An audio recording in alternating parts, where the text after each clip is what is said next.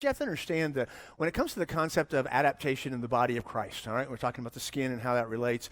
It's the same thing here, is that there are limits to how far that we can adapt. And the limits have to do with God's truth. And this is really important in our society. Check out something God said here. In Ephesians chapter 4, verses 14 through 16, it says here, as a result, we are no longer to be children, tossed here and there by waves and carried about by every wind of doctrine, by the trickery of men, by craftiness and deceitful scheming.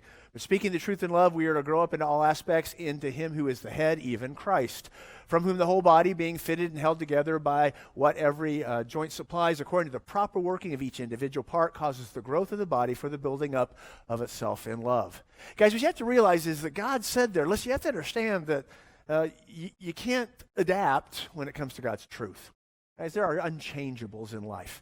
And those unchangeables that God has designed very clearly, they're the thing that we have to make sure that we cling to, that we, if we're going to be the skin of the body of Christ, if we're going to represent Christ in the way that we do that, we cannot be doing that by selling out. There can't be compromise. Think of it this way. I want you to think about the fact that the only thing the church, right, really the only thing that the church has to offer this world is truth.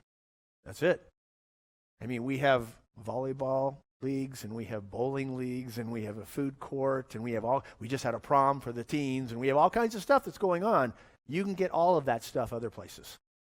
Not God's truth. And so, guys, because of that, we can't violate God's truth. We're not allowed to bend that. We're not allowed to adapt God's truth.